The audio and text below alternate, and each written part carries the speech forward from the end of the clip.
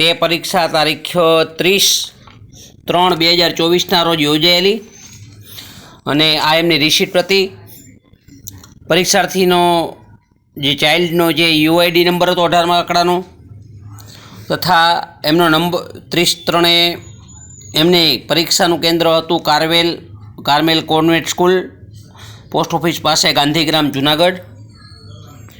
હવે ત્યારે આ પરીક્ષા આપેલી અને 120 માર્ક્સનું પેપર હતું. એનું રિઝલ્ટ આવી ગયું છે મિત્રો. અને આપ સર્વેની લાગણી અને સદગુરુદેવની ખાસ કૃપાથી શુભમ એમાં યોગ્યતા મેળવી છે. 120 માર્ક્સના પેપરમાં એમણે 61 માર્ક્સ મેળવી લીધા છે અને જે જ્ઞાન સેતુ માટે સ્કોલરશિપ મેળવવાની માટે જે જરૂરી હોય તેટલી યોગ્યતા એમણે પ્રાપ્ત કરી લીધી છે. તો શુભમને અભિનંદન. હવે ઘણાને એવો પ્રશ્ન થતો હશે, ઘણાના બાળકોએ આવી રીતે પરીક્ષા આપેલી હોય તો એનું રિઝલ્ટ ઓનલાઈન મળી શકે છે. યુઆઈડી નંબર સાથે જે રિસિપ્ટ લેતા જાજો એટલે એના આધારે તમને આ રિઝલ્ટ મળશે. આમાં એમને માર્ક્સ મળેલા છે 120માંથી 61. આવી રીતનું તમારે પ્રિન્ટ કઢાવવાની છે. હવે એ પછી આગળ શું કરવાનું છે તો આ તમને રિઝલ્ટ જાહેર કરી દીધું છે અને શાળામાંથી પણ તમને સૂચના આપી છે કે ભાઈ તમારો વિદ્યાર્થી પાસ થયો છે. તો હવે તમારે બીજું કશું કરવાનું નથી, તમારે રજિસ્ટ્રેશન કરાવવાનું છે ફરી પાછું. અને એ રજિસ્ટ્રેશન માટે તમારે જરૂર પડશે 1 થી 5 ધોરણની અસલ માર્કશીટની. જે ત્યાં અસલ માર્કશીટની શુભમની આ પહેલા ધોરણની છે અસલ માર્કશીટ, પછી આ બીજા ધોરણની છે. આ બધું સાથે હું લઈ ગયેલો. આ ત્રીજા ધોરણની છે. 29 સંખ્યામાંથી એનો ત્યારે 3જો નંબર આવેલો. અહીં કુલ ચોથા ધોરણનીમાં 29 સંખ્યા છે, એમાંથી ત્યારે એનો ચોથા ધોરણમાં 5મો નંબર આવેલો.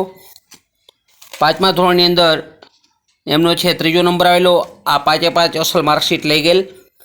અને ત્યાર પછી રજિસ્ટ્રેશન થઈ ગયા પછી સાથે મોબાઈલ નંબર હોવો જરૂરી છે. મોબાઈલ સાથે લઈ જાઓ જે લિંક કરાવેલો હોય તે, એટલે ઓટીપી મળશે અને ત્યાર પછી આવું રજિસ્ટ્રેશનનો કાગળ આવશે અને એ લેટર તમારે શાળામાં આપવાનો હોય છે.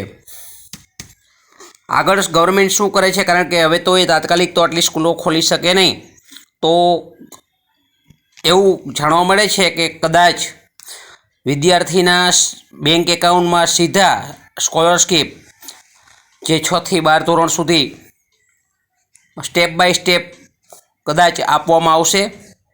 અને હાલ તો અત્યારે રજિસ્ટ્રેશન હેતુ માટે જ આ વિડીયો બનાવું છું. જે લોકોને ખ્યાલ ન હોય તે એમનો ઉપયોગ કરે. અને આપના બાળકો પણ ઉત્તીર્ણ થયા જશે. તો આ જરૂરી વિગત છે કરવા માટેની. રજિસ્ટ્રેશન કરાવી લ્યો, પછી આગળ જે ગવર્મેન્ટના પગલાં હશે તે ખ્યાલ આવશે અથવા શાળામાંથી તમને જાણવા મળશે શું કરવું શું નહીં. હાલ આટલા પૂરતો જ આ વિડીયો હાલ બનાવેલો છે. અને શુભમને અભિનંદન. શુભમ કરતાં પણ ખાસ મારે ગુરુદેવને વંદન, કારણ કે હું જે કંઈ કાર્ય કરું છું તે સદગુરુદેવને ધ્યાનમાં રાખીને કામ કરું છું. સદગુરુદેવ છે વિદ્યાના દાતા છે અને એનો ભરોસો એટલે એમાં કશું કંઈ ઘટતું હોતું નથી. બસ જય ગુરુદેવ, જય નાથ.